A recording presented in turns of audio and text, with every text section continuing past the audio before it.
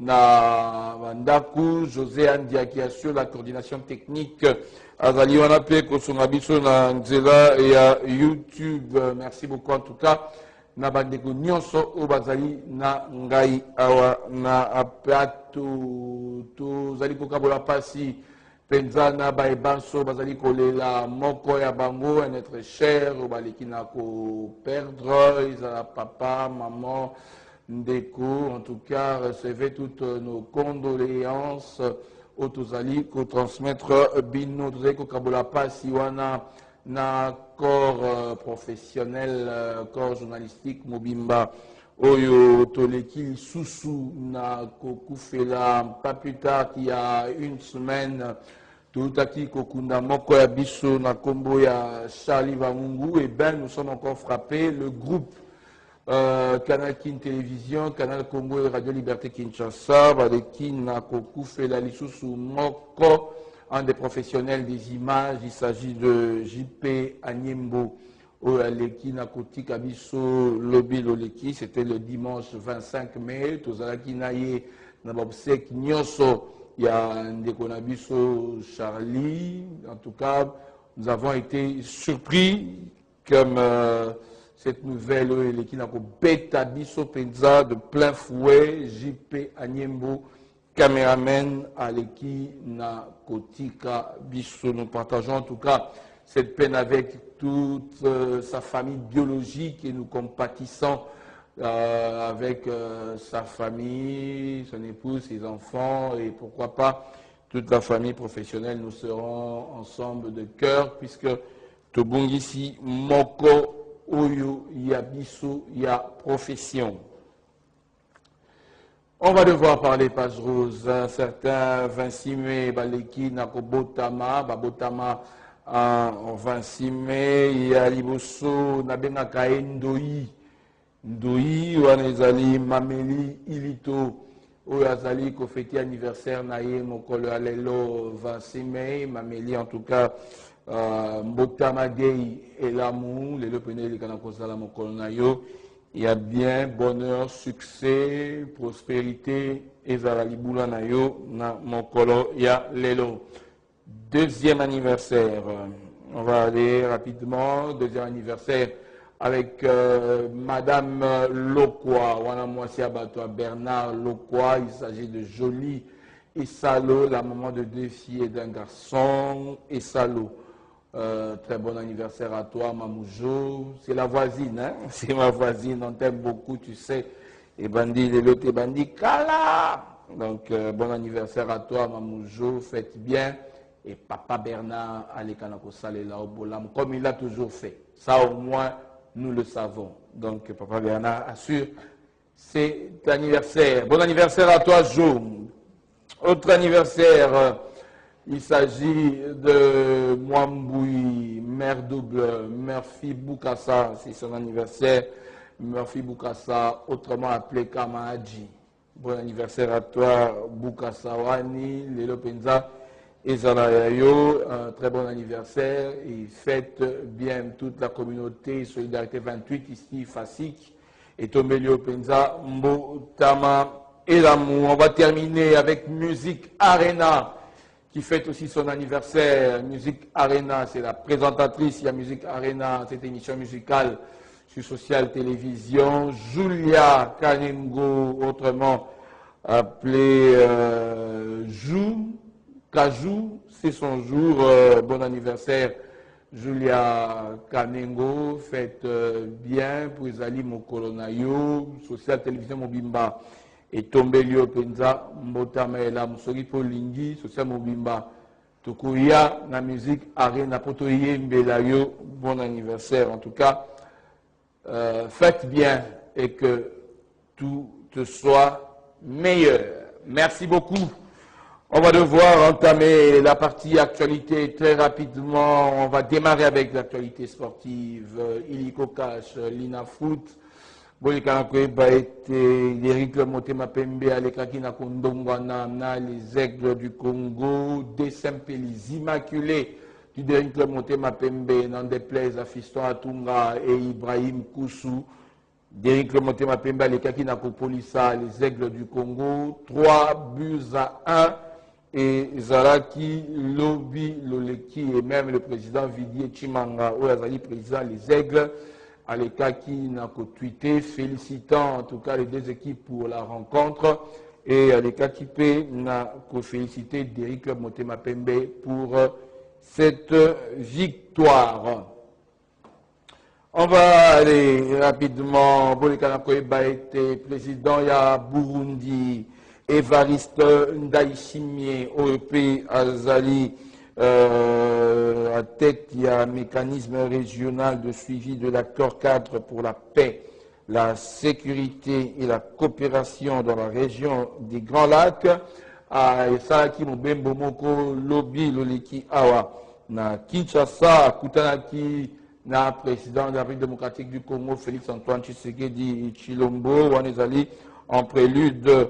Il y a 12e sommet, il y a un mécanisme Wana Oyo et Kozala le 28 mai 2025 dans Kampala, chef-lieu. Il y a Ouganda, chef-lieu, capitale plutôt. Capitale, il y a Ouganda. Troisième actualité, le a été fait dans annonce apostolique. La République démocratique du Congo, il s'agit de Monseigneur Midja Lescovar, initiative pour la paix et le bien vivre ensemble dans la République démocratique du Congo et dans la région des Grands Lacs, porté par les évêques de la Senko, na SCC, Israël qui au centre Yaba échange. Quatrième actualité, au Benato de Kanako, fan de la Mingi Penza Mokolo, il y a Lelo, Ezali, Joseph Kabila Kabange, ancien président de la République démocratique du Congo, Oyo va confirmer à l'Ekina Kokoma, na Goma, chef-lieu de la province, il y a Nord Kivu, sous couvert d'un appel solennel à l'unité nationale, Kabila orchestre, un retour politique aux accents, troubles, positions. Et ils allaient bien que Banamara, Pendate, Tokoleka, Fande Lango, Mokona, Lelona, Babianga, Menabiso. Il y a Mokoro, il y a Lelo. On va devoir clôturer cette partie actualité avec la circulation perturbée ce lundi 26 mai sur plusieurs axes routiers. Voie et Belé, Zaliako Kangama, chantier dans le cadre des travaux d'urgence de réhabilitation, avenue Tourisme, Université, Bypass, sous-région, Flambeau, boulevard Lumumba, axe Nango, il y a saut de mouton, des bonhommes, tina entrée qui mouta, parce que Kangayango, pour Penza Misale, Kanako Salema, na Lombangu, acceptons de souffrir un tout petit peu, c'est vrai que nous souffrons déjà, parce que Bamboutiage, ils ont de partout, bypass, coup de la minute, ils ont parce que grand camion, il y a plus de 20 tonnes, aussi mauvais côté au ville à Kinshasa, les Kagina Kopé, ça, ici, donc même les piétons, évitendeni, la côté Kuna. Mais pour l'instant, c'est temps de souffrir pour Moussala Zaliko, les cas, Nakosalema, na Lombangu. Samedi passé, gouverneur Daniel Bumba Lubaki, Azalaki, sur terrain, et Longo, na ministre, il y a infrastructure Alexis Gisaro, na ministre à finance Doudou Fouamba, pour les Kanakotala, par chantier, na Lombangu, je vous prie de suivre le gouverneur Daniel Bumba, na Malobanaye, Oalekaki Nakoloba, Pe Tokoleka Nakoyoka, Mwanamboka, Alexis Gisaro, Simanango, Tozongi na plateau, Poto Leka Nakofungola, débat na biso. Ba Kinshasa, ba papa ba maman, et l'autre tambolaki na Mineta, na ministre de la Finance, on a tout ça la évaluation, mais ça n'engezo bandawa, pendant la session sèche, pour Abengi Bongo, programme d'urgence qu'on est en train de mettre en place. Alors, programme Oyo et Rosala que, tout le monde boulot, tout ça la paix, tout continuer à avancer les alliés pour ton maman. Au fait, chose de telle, c'est qu'il y a un discours, un embouteillage, à Bossa Ibn Kinshasa. Alors, tout ça s'inscrit dans un grand programme, il y a lutte contre les embouteillages. Voirie, il y a un problème à Kassi. voirie tolingeza la qualité et hommage très appuyé, très mérité dans mon Mboka Félix Antoine Tshisekedi Tshilombo l'accompagnant Azali Kosala pour la voirie Kinshasa et Téléma. Mais également tu as dit assurer que biloko bozomona ya bambouteillage oyo tokomettre fin nango tant misala oyo kosila et je pense que bambouteillage ekozala bongo lisusu te ekozala bongo fluidifier circulation donc ya motu yango wana tokanga mitema ne tolobaka ke lobi oleka lelo oyo tozomona lelo oyo ekozala passager. C'est difficile, c'est dur, mais il faut tolérer na nzela ya misala ezosalama pour que lobby banzela tango kozala mabulu tango bambama fluidifier ezala. Particularité c'est que il y a toute une coordination qui est mise en place pour que marambo et ça malamu. Donc il y a une présence à Mineta pour na mamu so totamboli. Donc mabulu et bambama banzela continue au salama pour tous avoir une qualité, voirie ya malamu et permettre à ceux que l'embouteillage est ici là. Donc en Moutema, lobby et Olegalelo, Kinshasa et Zobonga. Merci. Parmi lesquels les problèmes de mobilité urbaine, en d'autres termes les embouteillages, mais aussi des problèmes liés à l'assainissement de la ville, sans compter des dégâts qu'on observe aussi à cause des érosions. Et en concertation avec la ville, nous avions élaboré un programme d'urgence qui comprend des interventions en termes de travaux, de voirie, mais aussi pour faire face à ce problème d'assainissement de la ville. Nous avons vécu ici des inondations que tout le monde a pu constater qui ont fait d'énormes dégâts humains et matériels. Et donc la plus haute autorité du pays avait instruit le gouvernement de réfléchir avec la province comment donner une réponse institutionnelle à tous ces défis que je viens d'énumérer ici. Voilà pourquoi nos équipes spécialisées, la cellule infrastructure de la ville, les autres structures telles que l'OVD, l'Office de route, la CGT, ils nous ont élaboré des études et on a coulé ça sous forme d'un programme. Et alors aujourd'hui, nous avons voulu constater le lancement effectif de ce programme d'urgence qui concrétise la concertation et la bonne collaboration qui existe entre les institutions centrales et les institutions provinciales. Et donc nous avons fait une tournée à partir de l'avenue Tourisme qui est cette côtière qui est au niveau du district de...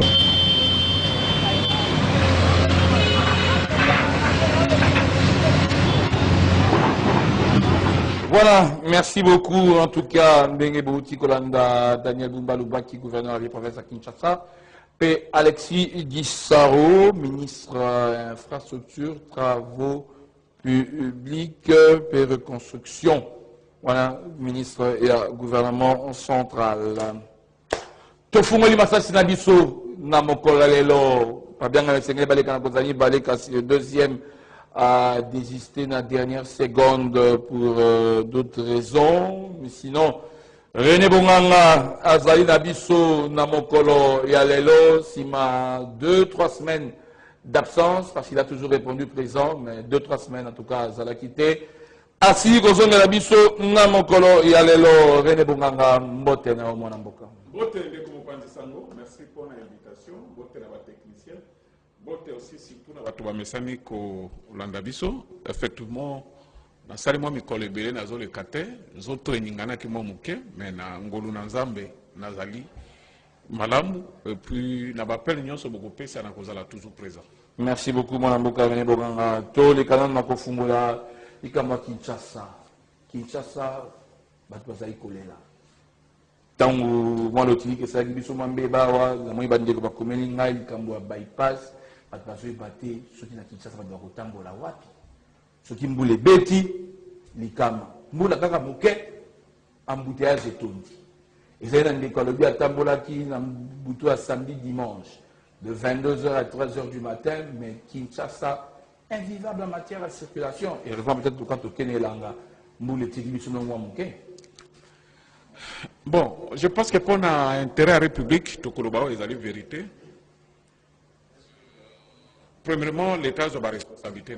Parce que le phénomène d'embouteillage, bien qu'ils allaient phénomène il y a cicaté ou bien ils allaient spécifique pour le Congo, bien Kinshasa, mais le gouvernement aussi a ça effort parce que à la base, un, tous les banzela mouké, deux, banzela on a pas mis les ali mabé. C'est ce qui fait que mituka les ali est belé. Par exemple, tout le monde a tout des campus, ceux qui ont la banzela est belé tout les amis balé. Pour tout le monde a tout des aéroports tous les banzela moko. Et ça pose un problème sérieux. Donc le gouvernement il faut avoir la tactique, c'est ce que l'étude des Salemi. Banzela sale mais à la belé mais en attendant autres en ango ba réhabiter yangonana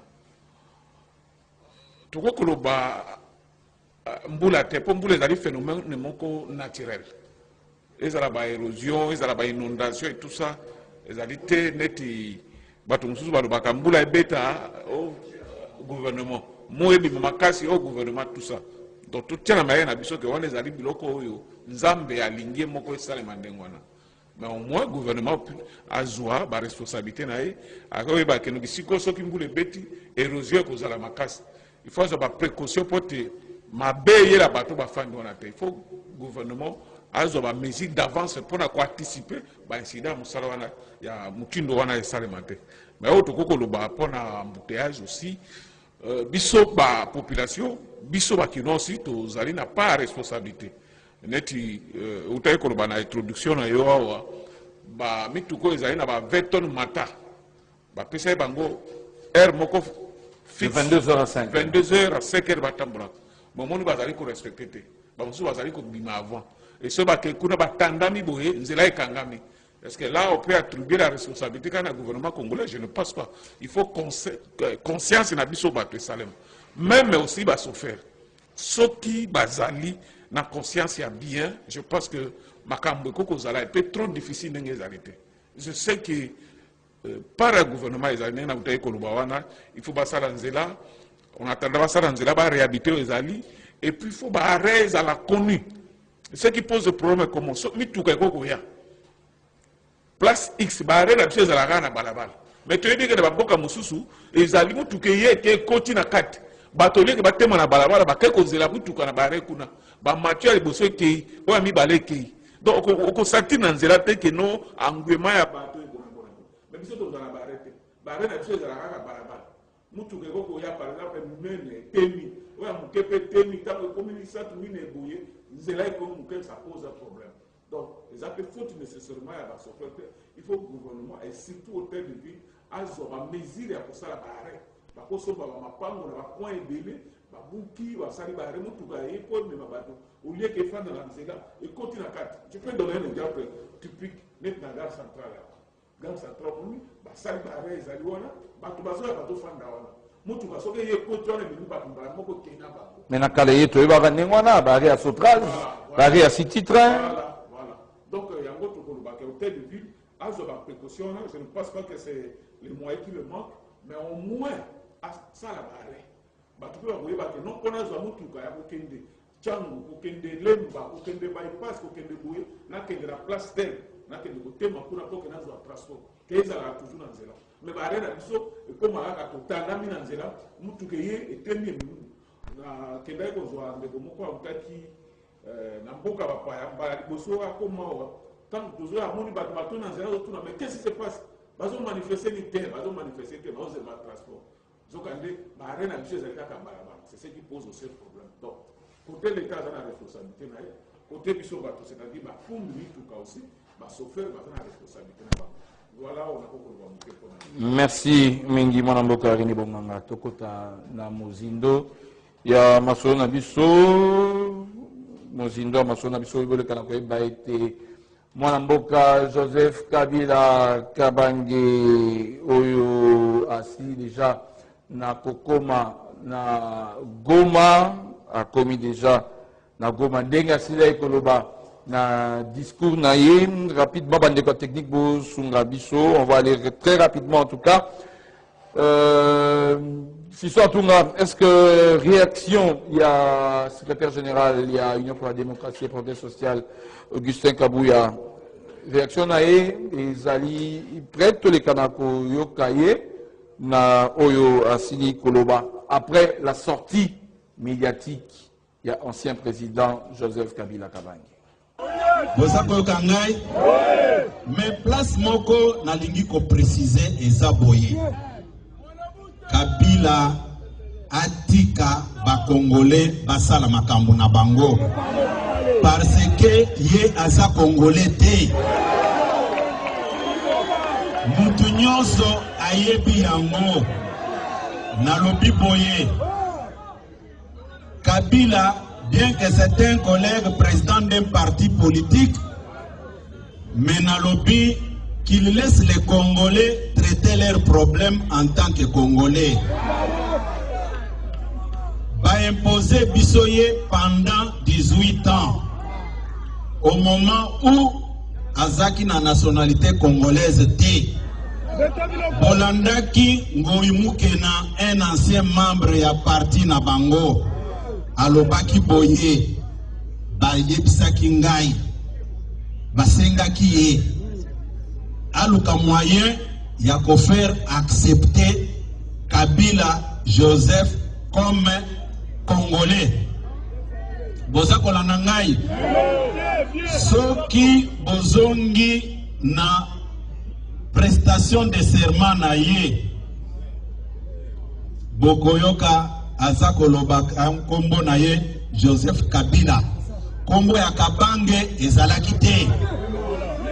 C'est après avoir réfléchi, après avoir pensé comment trahir les Congolais, Bayaki Kobakisa Kabange. D'où par conséquent, à partir de ce soir, Nazako lançait un appel à M. Kabila de laisser les Congolais traiter leurs problèmes sans discussion, puisque nous, Congolais, nous allons nous entendre un jour. Contrairement que yé sujet rwandais au bakotse la kibiso awa.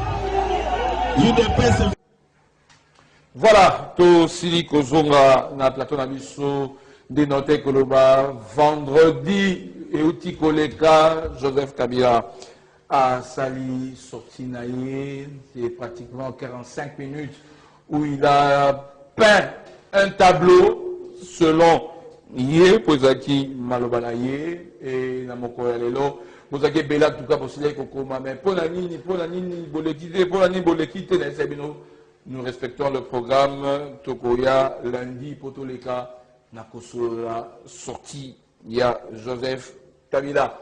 René Bonganga a annoncé qui a compris la gomme, a commis gomme.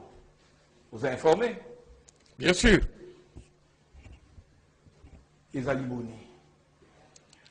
Merci beaucoup de Komopanzi Sango. Précision à vous passer à la Congolais et à l'Ibosé Zali que discours à Kabila, Sari Ango na Gomo. Sari Ango et Sika Moussouté. Ça c'est de 1. Donc, ça y est, les gens na Gomo Nigolo? Oui. C'est le même discours où il y a ça là, tant qu'il y a Kimbala Liboso. Mais la Bongi c'est Kabila comme Mike, où il y a Lobi Ango. Ba Congolais ba Ibandengo wana. Ce n'est pas lobby qui a commis Goma Nenge Balobaki. Azalaki des ana Goma. Nalingaki na tout na ba Congolais. Oyo babandaki ko vilpande kombo ya mwana mboka Jean-Pierre Bemba ke makambo abandaki koloba ezalaki acharnement contre Kabila. Lelo tosuki wapi? Est-ce que les Congolais ont dit Jean-Pierre Bemba azo sala acharnement contre la personne de Kabila? Parce que courage les loba ya basenga prophète politique Jean-Pierre Bemba ba esquisse.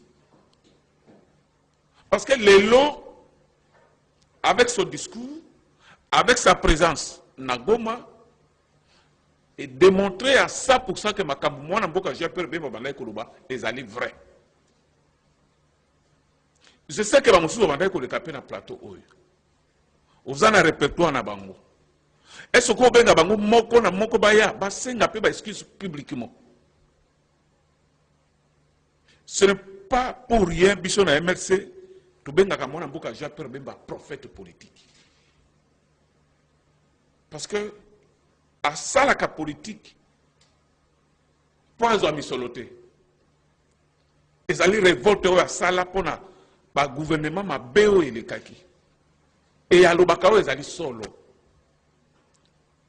À l'obelaki biso que moi na mboka te. Aïbisa ki biso que Kabila zali rwandais. Et à l'obelaki biso que Museveni mota aïbisa kaye.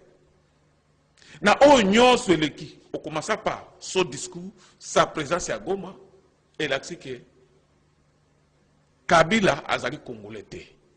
Mais ceux qui peut être présents à Goma. Tikanaloba. J'arrive. Tikanaloba.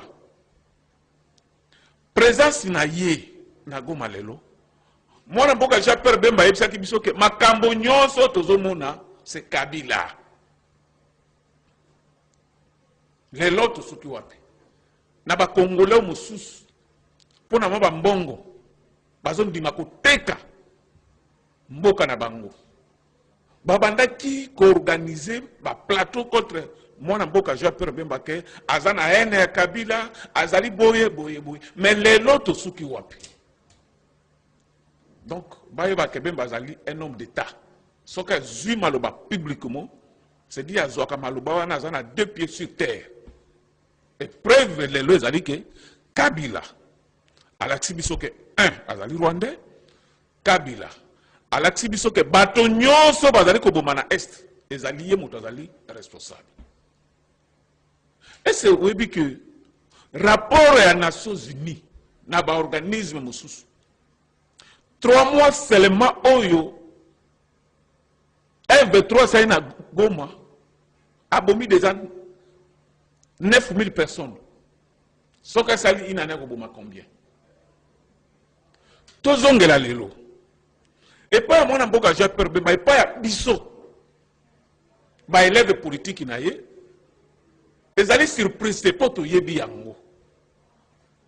To yebi yango que M23 égale Kabila. Et puis ceux qui ont zong sa mémoire à ba Congolais si ma ba yebake. M23 collaboration na bangona Kabila bandi le loté. Bande ko bazonga sima à la veille ya ba élection ya 2018. Rapport ya organisme Human Rights Watch. Et le ba ke Kabila kende ko recruter ko zwa ba M23 pour ba mater ba Congolais ou ba mandai komi s'opposer contre 3e mandat wa lingaka sala. Ce qui est à qui M23 oyo o wana ezalaka o ezali lelo. Ce qui a recruté bango soit disant que abandé ko bundisa bango. C'est ce qui prouve réellement que les alliés responsables à M23. Mais ce qui est encore grave, tu es koyeba lelo que ba vaya combattant na biso. Mbouza Mabe, paix à son âme. Baouma, paix à son âme. Mamadou Ndala. Ezali Kabila Moutabandai Koboma Bango. Abandai Koboma Bango complicité na 1-23. Aye Kolobati. Alobaki na Namibie. Alobaki na Afrique du Sud. Que ma revendication M23 ezali légitime. Et ma revendication na M23 ezali ebandi le loté. Et bandit tango ye Kabila zalaki. Donc il faut comprendre que après ça ordre na M23 ba beta Mamadou Ndala masasi parce que la revendication na bango zalaki légitime. Après ça qui ordre ba poisonner Baouma na Uganda parce que la revendication na bango zalaki légitime. Après ça qui ordre ba boma Mbouza Mabe parce que la revendication na bango zalaka légitime. Voilà aujourd'hui. Mais au moins, les Congolais to fungula miso. To fungula miso le lotu yeba. Moto azali Congolais te aye au prix de la paix tondimi a dirigé biso ayaki na bout tolatisi sokoto malamu tolatisi sapato malamu tokomisi mozwi tokomisi milliardaire akomi na bandako partout. Mais comment akoko zongisa la biso ingratitude ya boye? Moto akomaki chef de l'État sur base entre guillemets à l'élection, c'est-à-dire musala na ye ya soda atikaki soki ezalaka soda abakende ba élection il fallait démissionner. Mais tant que asali discours na ye alobi ke nazali soda na kotika la soda non. Soki azalaki na biso alingaki kolobaka non chef de l'État mpona kobundela ekolo na koya tout près na yo na réintégré armée bongo nakende kobunda. Mais après si bino 12 propositions naso koma tika makambo nazo ezali très important. C'est pas nani to gagner pe dans le mangu pour dire que gagner pe malembe alors que bande tout bazana na posa to le kana kota na mozindo na bakiseli au moins 2 minutes on sort si salika ni sina lelo azana Goma aye mon côté na yo ba congolais aye na John Numbi oyo gouvernement congolais balongoli na musala ya soda. John Numbi oyo gouvernement congolais bazali koluka po bakanga ye akena ikuna kosala nini ndenge na lobaka na ba mission et surtout na plateau na yo oke Paul Kagame azali sous pression à la communauté internationale. Yango wana bengaki andabindeko. Assumez-vous. Il est vrai que nazo pesa minduki, nazo pesa basoda, et d'aller sur base de moyens aux opes. Mais assumez-vous que responsable à 1-23 ezali yo. Lelo to suki wapi. Aye wana zo commande comme chef ya 1-23. Donc ndenge prophète politique j'appelle bema bandai koloba. Mais Kabila yeba que to koya ki na liburu mbala moko to koya isusu na mbala mibalete. Kabila le père tondimaki ayaki poto yebaka ina no malamu te. Parce que bato balembaki mobuta à cette époque. Na discours na ye na ba proposition ndenge uti koloba wana. Oyo ye Kabila koko zwa courage yebisa biso lelo ezali nini. To banda d'abord sur le plan économique. Pour le que non, il est vrai à reconnaître que l'économie est mati. Mais alingi attribuer le bao ezali ba réforme ye moto asala ki bonabo mais c'est faux. Kabila fait perdre ba Congolais mbongo na bango combien? Et là baliboso. Contrat léonin on a signé ba chinois. Bradage à richesse na biso ya matière première. Et là baliboso Félix a salé les alandi ba chinois alobi papa boya nano. Oko buba bo biso pe l'équipe boya to renégocier. On a négocié avec les Chinois. Résultat c'est quoi? Ba chinois ba zongisa biso 6 milliards de dollars. Et 6 milliards on a zonga na caisse à l'état. Mon salaire 6 milliards ezali ko sala ezali nzela o babandi côté monga fula kuna check de ko aéroport. Tozui dette mususu quelque part. Ezali ba chinois. Bazalaki conscient que Kabila a bradaki ba minière na biso. Contre les wana nzela wana. Ezali financer na mbongo oyo ba chinois bazongisi biso. Soki Kabila azalaki mona mboka. Est-ce que ngaka sala ndengo wana? Et là comme ba laisser le plan économique. Société na ye oyo ezali ko tekela biso ba mbisi. Obenga communément ba piodi les gens na Namibie. Mbongo asa la société on est outra azo ngona banque centrale. C'est documenté, c'est connu de tous. Azwa wa ke ko la société ba bateau de pêche na Namibie. Oyo ezali ko zwa mbongo. Ba mbisi nyonso ba piodi ozoli awo. Ezali société congolaise, ezali société Kabila na famille na ye. Mais mbongo ngo azwa na caisse ya l'état. Donc, à la leçon qu'on peut s'habiter sur le plan économique. Donc, il y a ici le plan sécurité parce qu'il y a l'objet malais qu'il est, mais qu'il est à Rwanda, bazala kanamwa, malignité moko boy. Aye a fini armée, Et aye akumisi alobaki ni alobi non armée wana bazali mal formé bazozwa formation bien te bona boy. Après moka ekoloba kaka armée eza mabe te mais eza mabe ezali mokonzi nango. Là étant que ancien militaire na koyebisa ba Congolais na koyebisa gouvernement za la prudent. Et là ko liboso tango alona makambona azoluka a opposer armée na mokonzi ya mboka. C'est dit ba soda basala mokonzi ya mboka coup d'état. Parce que ngambo amila tsake non yende abandai ko atekeli ba soda bien ye bona boy. Mais ezali lokuta na tango na ye abandai ko futa ba soda combien? Lelo bazo futa ba soda combien? Vous comprenez? Alors que ayebi ba soda azali sina ba soda na biso. Est-ce que Yé a formé ba soda combien? On commence par lui-même. Formation de base na ye asala yango wapi. Pete ya liboso yo biso nyonso toyebi Kabila o ba bambaye général-major. Avant général-major azali na pete nini? Pour na musala soda na yebi soko silisi na formation de base.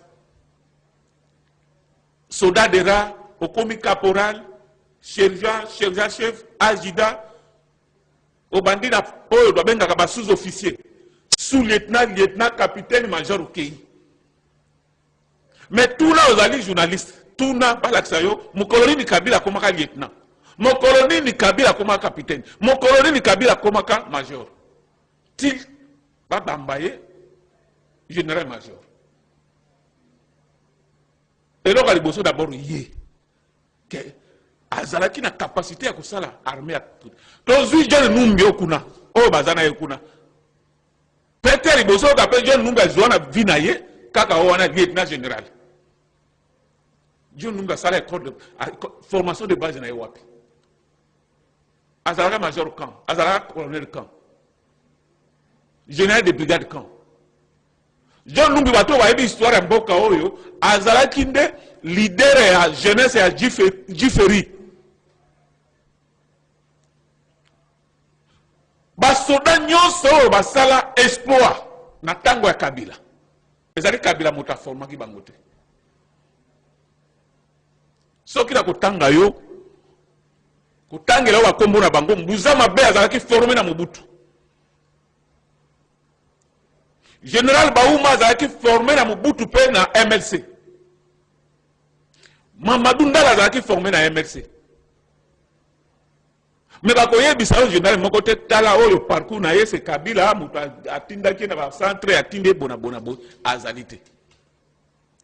Au contraire, pour la mission na ye ayebaki ke akozonga na mboka na epo akoboma biso, yende moto a détruit armée na biso.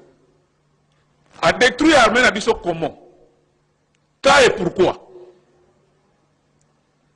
Mission oyo ye atiaki James Kabarebe, chef d'état-major général, objectif ezalaki a détruit l'armée na biso complètement. Ba infiltré oyo atondisi na armée na biso. Musala bango ezalaki nini? Ba détruit l'armée na biso. Ndenge aza wana ayebi bayo bazana kati ya armée na biso.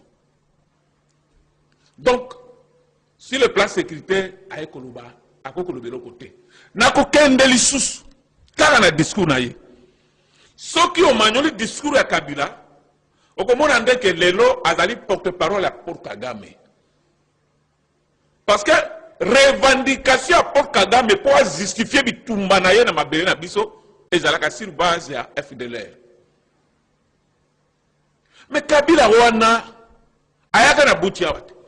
Ba komisaka James Kabarebe, chef d'état-major awa, chef d'état-major général pardon, objectif visé zalaki po basilisa ba FDLR wana.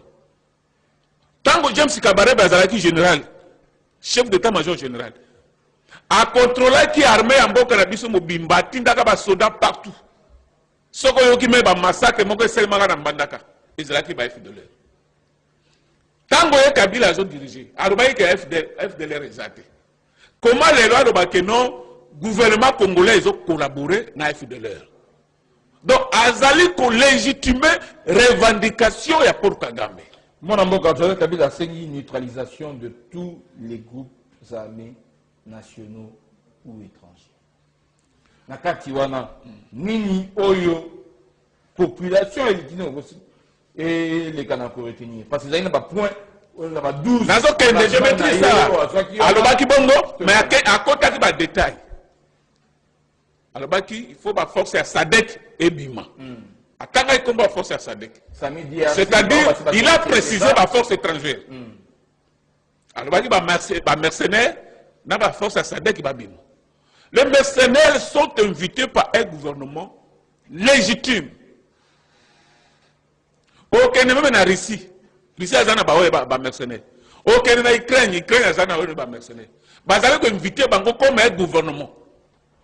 Hier, empêcher le gouvernement légitime inviter des spécialistes ou des collaborateurs. Comment?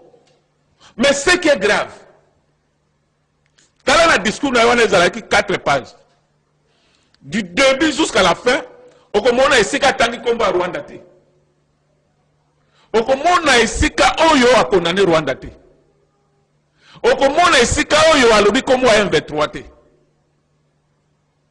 On a essayé de lobby comme AFCT. Voilà la vraie mission de Kabila. Et ça va poursuivre le combat na bango.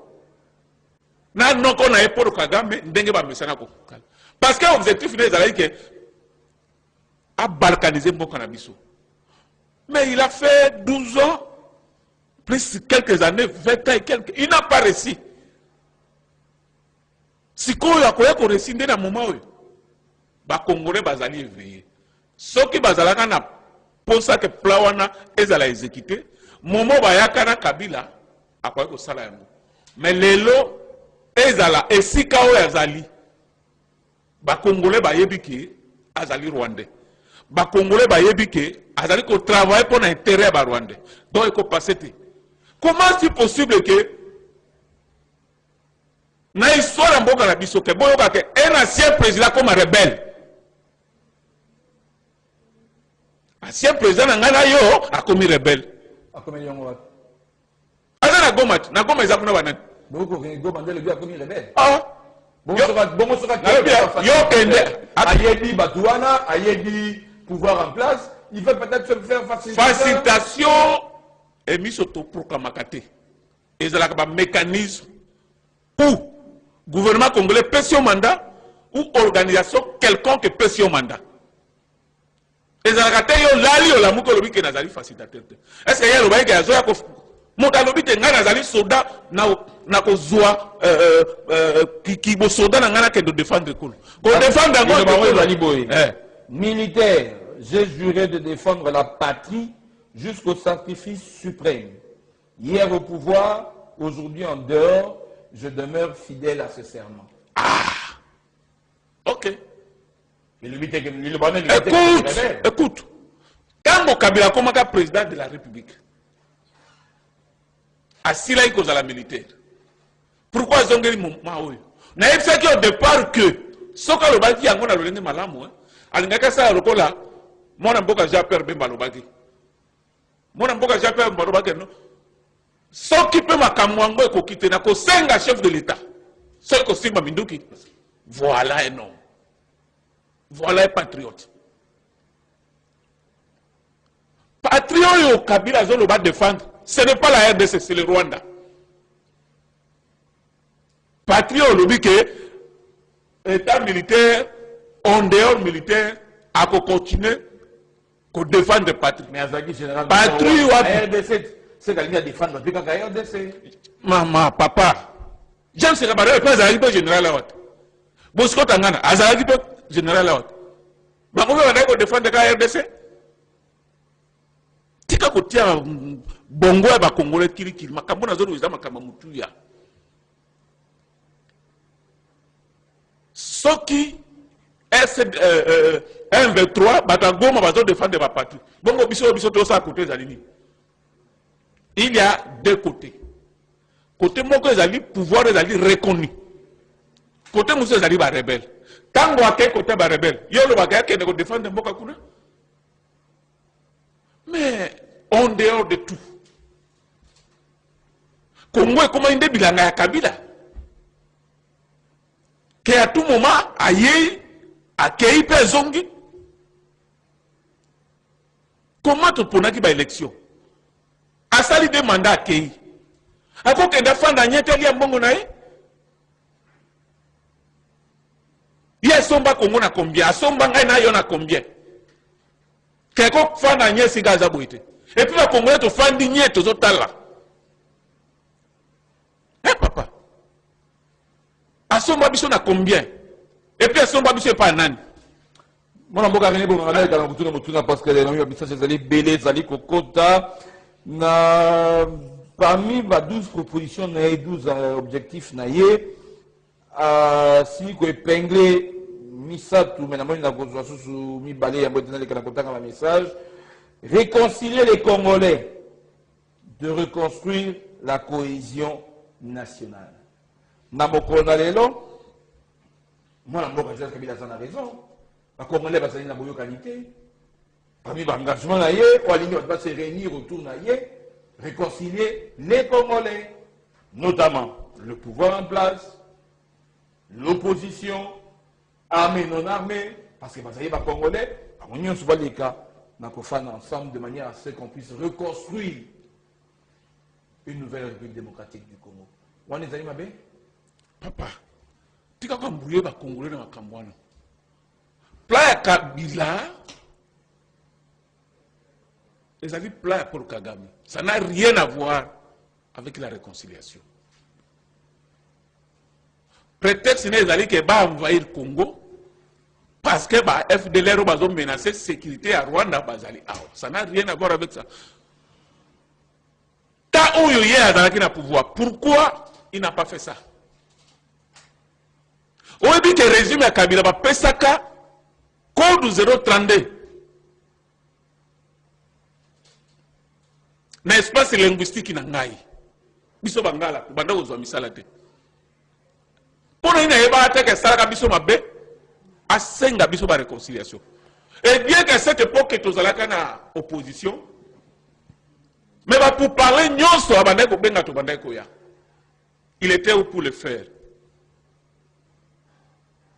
Batoa boma awa.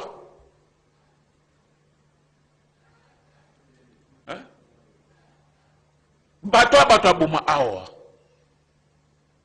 Député na biso MLC à jeune Boteti muli mona epi mona boboto Kabila bomaye. Député na biso Gangale Kabila mutabomaye. Sofera ya Kebea ti lelo balelaka bamona ne fiske bakundaye bamona kangote Kabila mutabomaye. Kebea kende ko sala ba enquête ya massacre ya Putu dia Congo Kabila mutabomaye. Massacre ya Butu ya Congo, Kabila mutaboma. Massacre ya Kamunasap, Kabila mutaboma. Pourquoi depuis tout ce temps-là, c'est une réconciliation?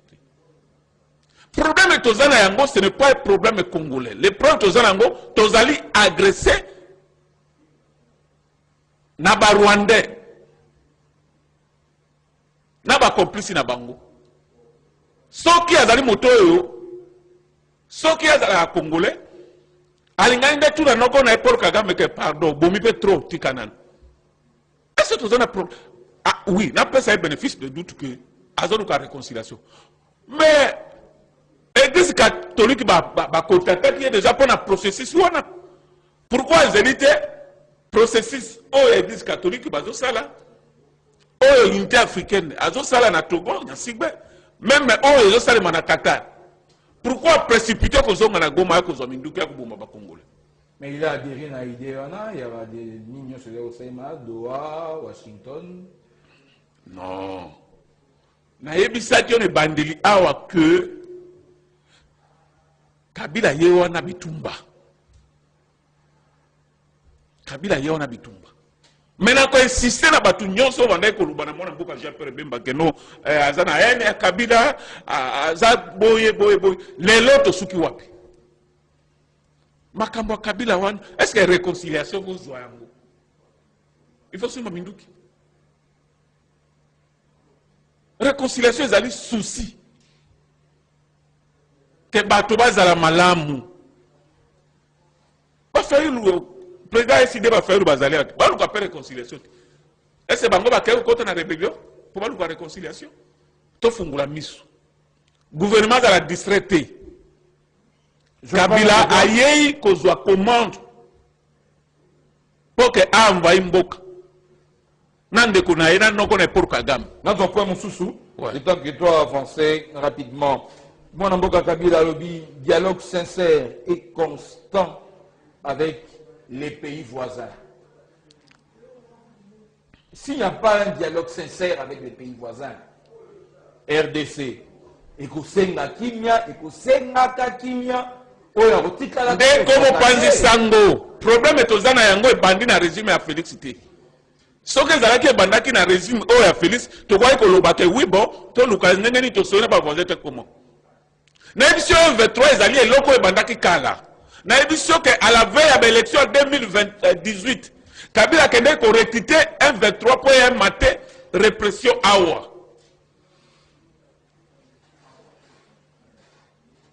Et bandi le loté, et bandaka fidèle, et comme CNDP, et comme Boye, et comme Boye, les lots va comme FCC, va comme PPLD, va comme 23. Ça n'a rien à voir. Tout ça va voir c'est combien. Pourquoi la Gaye? Pourquoi la Rwanda? Pourquoi la Est? Pourquoi le appel fait la Est? Il a passé par Rwanda. Et nous avons répété pour insister que à Komaki, Goma l'obité à Zalaki des Awana, discours on appelle Zalaki en Goma. Il y a un message, une question simple. Ouais. Oyo bande bazali koloba. Nyonso oyo résultat il y a frustration ndenge Sénat élevé va unité na ye ou batne comme soupe balobi ko pesa Kabila occasion oya koloba. Ils allaient pouvoir en place. Parce que d'une manière claire, le pouvoir aussi a échoué. Il y a un équilibre Kabila les Kanagoloba. Parce que si le pouvoir en place, il est qualifié dans un résultat palpable sur terrain, Kabila les gens ont raison, mon côté, on a évoqué d'abord, Kolobake est poussé à l'Oba, Ezali, enlevé l'immunité, c'est faux. Parce que on a dit troisième sortie médiatique. Deux sorties médiatiques avant.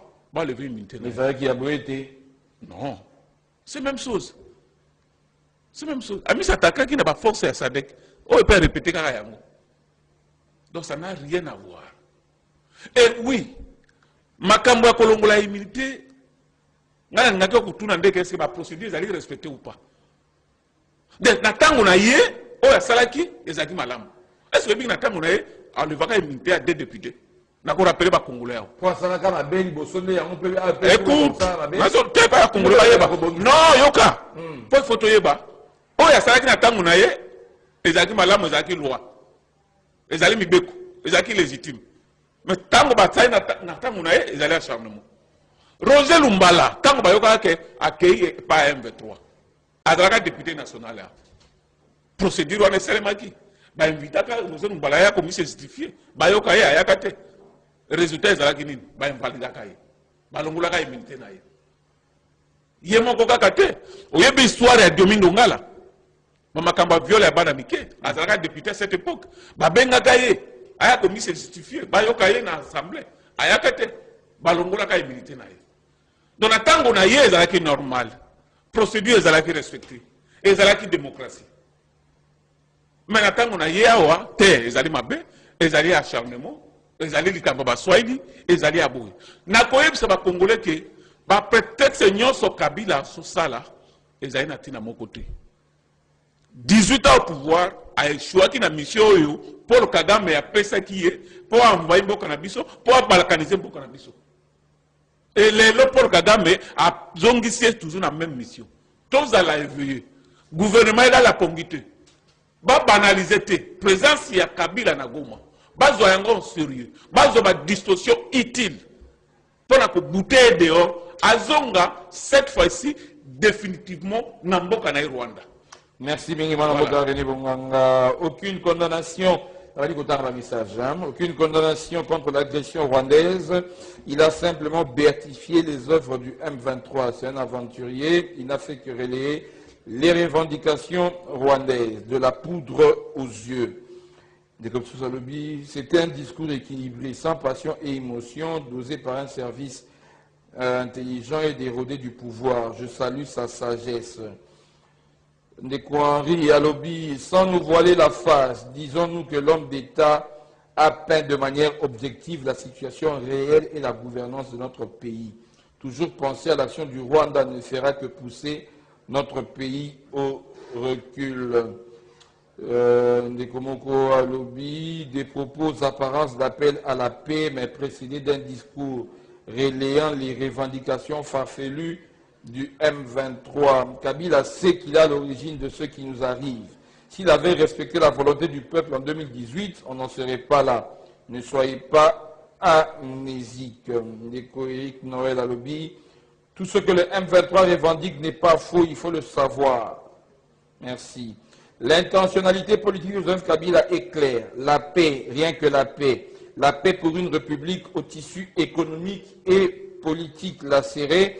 Joseph Kabila analyse, critique et bat en brèche les atermoiements actuels ayant conduit à l'impasse politique. Enfin, connaisseur de la RDC, il propose des pistes de solution de la crise et des voies réparatrices. Ne soyons pas obnubilés par le syndrome de Stockholm. En soutenant le M23, quel élan de paix Kabila insuffle-t-il?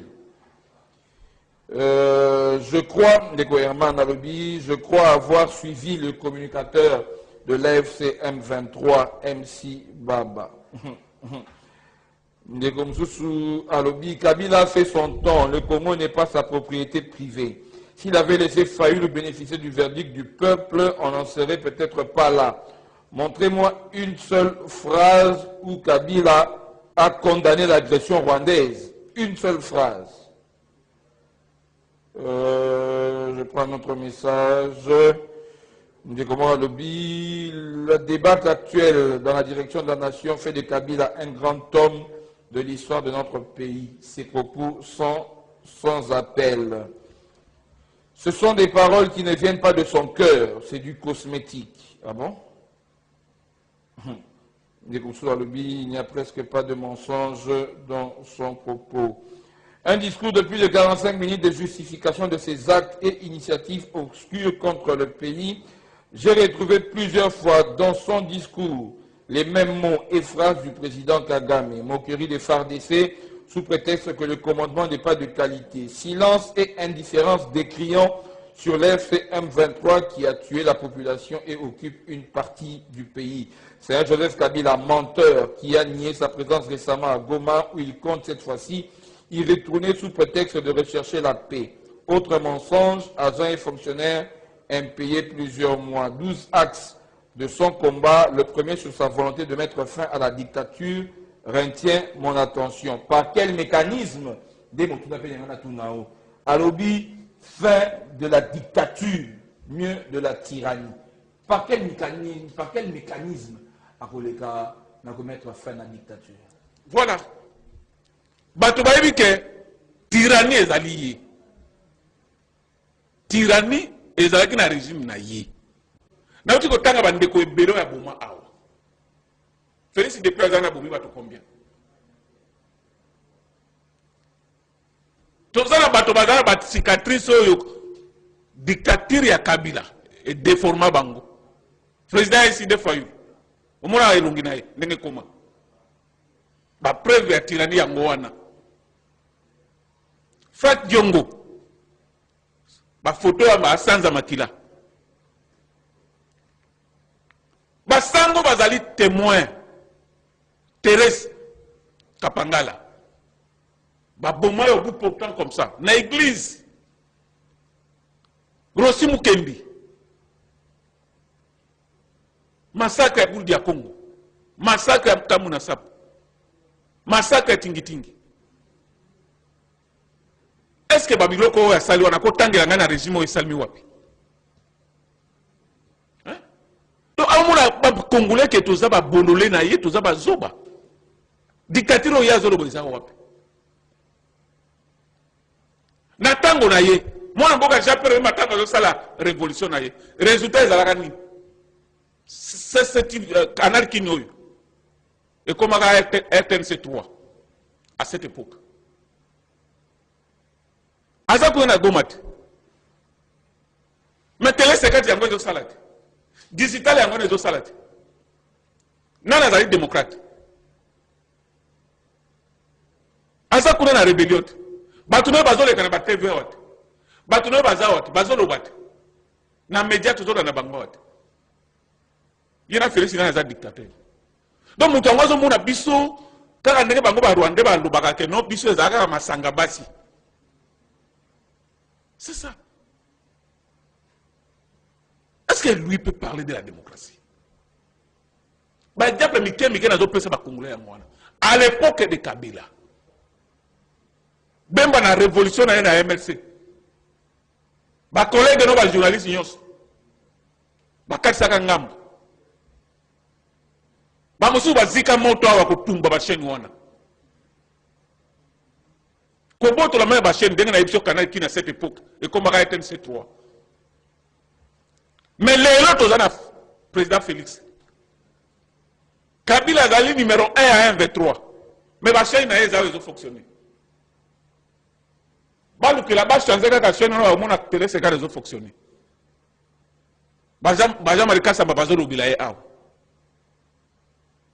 Digital les autres salles. Ba communicateur n'est pas allé à Tambour. Est-ce qu'à son époque, Makamona au Salem? Je ne sais pas. D'accord, madame, un message? Ouais. Joseph Kabila a commis pas mal de fautes par le passé. N'empêche qu'il apporte maintenant sa contribution au retour de la paix. Nous sommes en démocratie. Trop regarder en arrière nous fait reculer, à moins que vous me disiez que l'actuel régime fait mieux en faveur du peuple congolais que le sien. De Komsusu Alobi, Kabila est aujourd'hui mieux placé pour donner des leçons de démocratie. Connaissez-vous des sacrifices que nous avons consentis pour que Kabila ne modifie pas la Constitution ni ne brigue un troisième mandat? J'ai été gazé dans mon église par Kabila. Où étaient tous ces gens qui disent que... Voilà, ok, maintenant j'ai compris. Où sont tous ces gens qui disent que Félix a détruit le pays? Un peu de respect. Dans le discours Bakomélié, il dit que les Swahiliphones sont pourchassés dans l'Ouest. Oui. Cela a-t-il un fondement?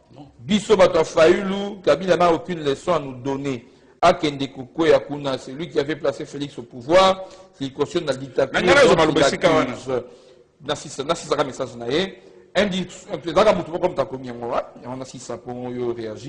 Un discours qui se veut pacifiste mais met en avant une accusation infondée où il est dit que les officiers militaires swahiliphones sont mis aux arrêts de façon arbitraire.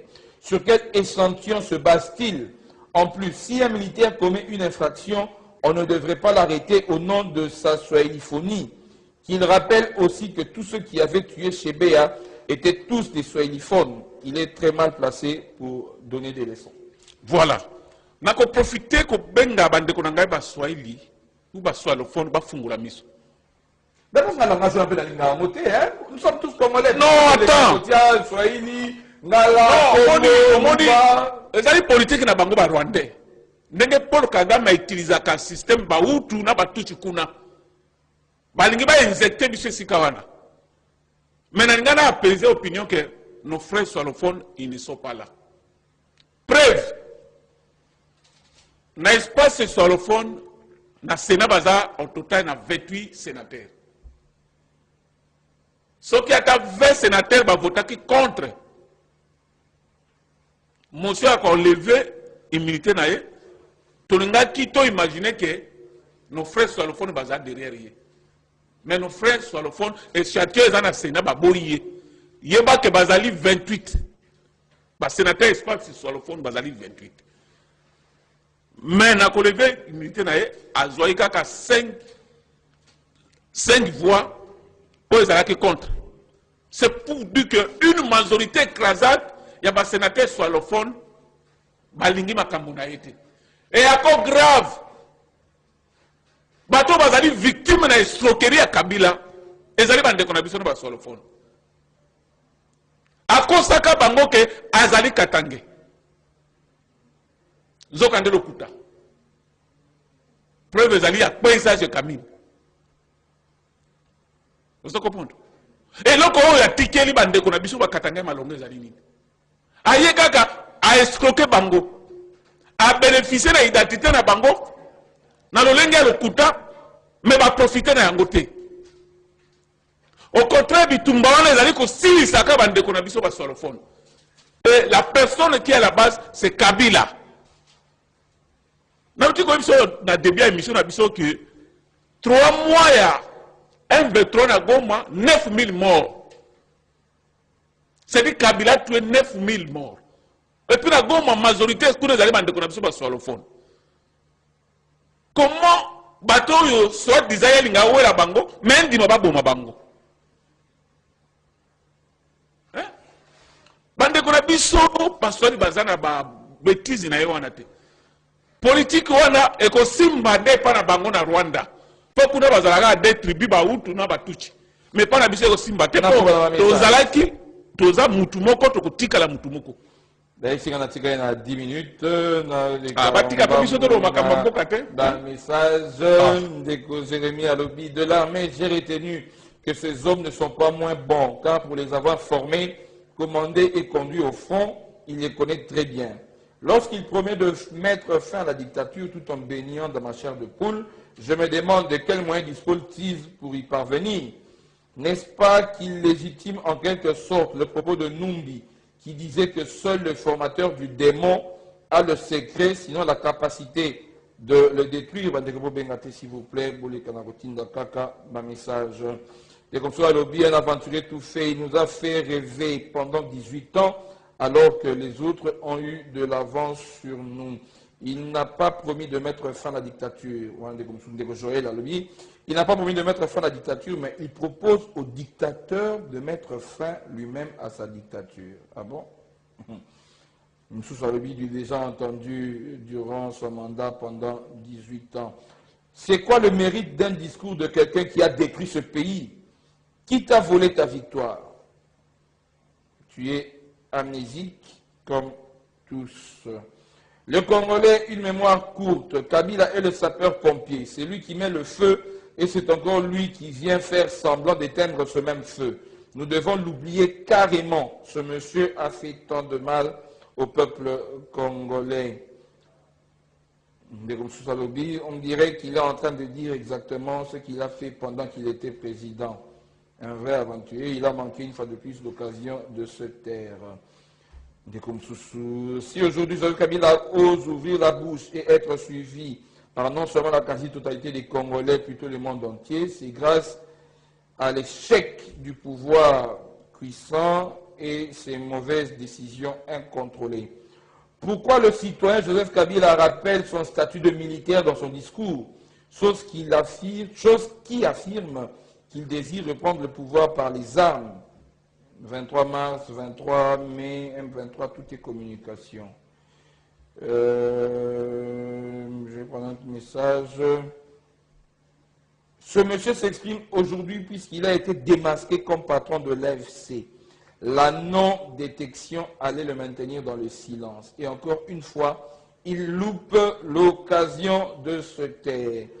En affirmant que les ADC sont en coalition avec les FDLR, Joseph Kabila adopte désormais le narratif de Kagame. Joseph Kabila ne condamne pas le Rwanda, ni l'AFC, ni M23.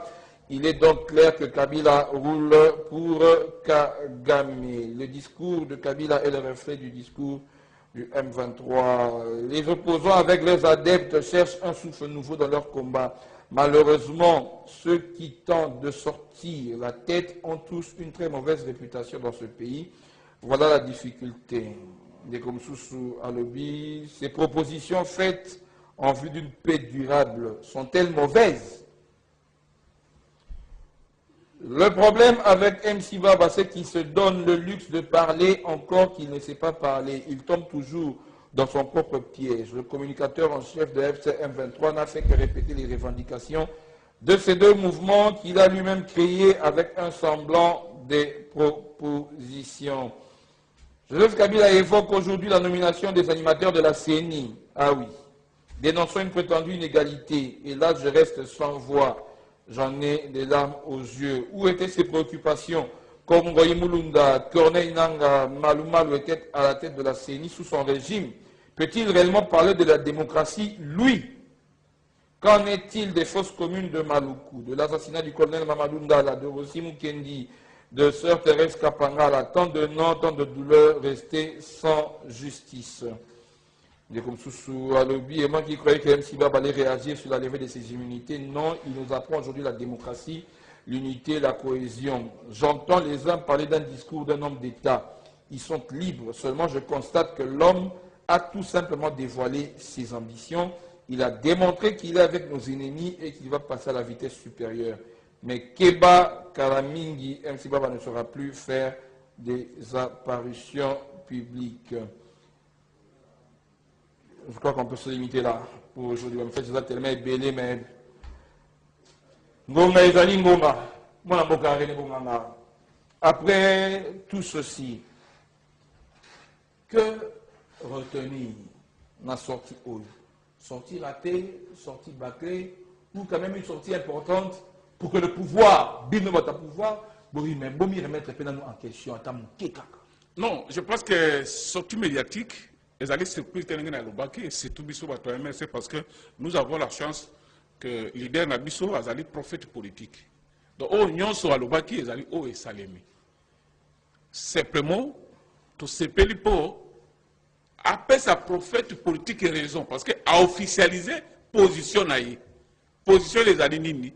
C'est dit bah tuer l'union ce sont les canaïstes. Voire même un abandon. C'est lui, Kabila.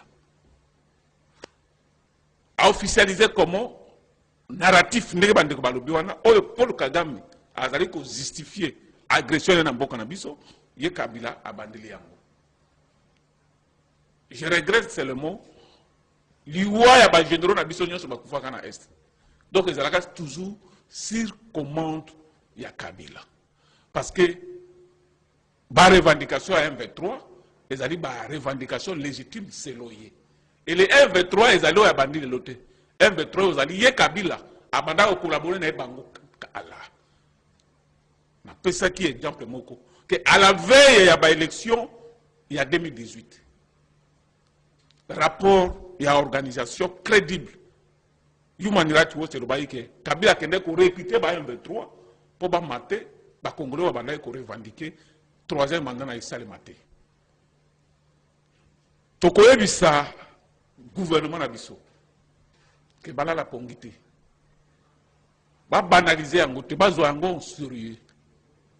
Kabila maintenant yé comme Mukonzi il y a M23 na AFC. Mais na yoki pe nungu nungu. C'est comme si Nanga aussi a prêté à céder. C'est comme si autre ena Nanga moka ko kufa moka ko tikala. Tolandi bisi moi alobi bango se baza ba de opposition. Alba c'est peli par rapport à la région de bango la lutte de l'opposition. Tika. Oyoka makambo zo ke de vite. Na révélé awate ba congolais ba longola na mitu na bango ka koma ki lobi azala kuna kala. Et discours on a sala qui n'a pas étranger ta sala qui a ngona goma. C'est le même discours on ngaka sala tango ya kimbala liboso.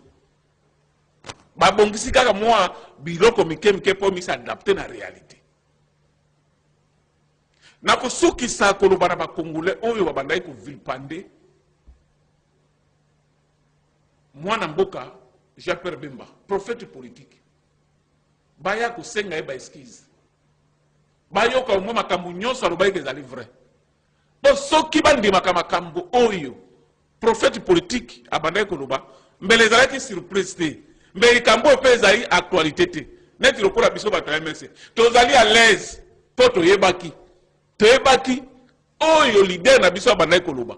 Oyo mwana mboka Jean-Pierre Bemba VP na transport O biso to benga ka prophète politique makambo oyo ayebisaki biso nyos e biso ndeti to yebi ye ke akosa kakelo baka vérité to bandai ko croire na ye ko koma Kabila kuna zali surprise pour biso te. Donc banda lelo ba congolais ba yeba ba pesa confiance na mona mboka Jean-Pierre Bemba alo baka pamba te baya lelo balo ba ke no azaki na yeni na ye baya lelo lisusu balo ba azaki na acharnement contre ye. C'était une vérité. Et aujourd'hui, nous sommes où? Kabila, John Numbi, Bazaïna Gomo. Qu'on préparait à attaquer Kisangani. Qu'on préparait à attaquer Kindu. Gouvernement n'a pas de responsabilité. Et Zali m'a belé na biso. Ceux qui va aussi sa biso, nyon sont bas sa biso. Un homme averti. On vous deux. Merci beaucoup, René Bonganga. La conclusion, le gouvernement est en train de prendre des dispositions importante, nécessaire, c'est le moment pour que l'obito les canaux regretter Temboka et Zalika Kamoko, tous en Mboka Moussouté au Bélé, République démocratique du Congo, RDC, au Balobakelo Kamakas. Nous n'avons que ça en commun. Merci René Bonganga. Merci beaucoup. Merci l'équipe technique. Obimbo Balekina Kosunga Biso, merci na Bandeko, Komi Petotangi, Bolim Sebandeko Moussoussou, Nathalie ma message Sabinoté, Etikali en veille. Lobby, s'il continue avec le même sujet, en tout cas, dans le message, il y a lobby, il y a Mboete, Tokota, dans le message, il y a Sikati, qui ont donné que les Kapozala, au Mabota Mabino, bon suite de programme sur Social Télé.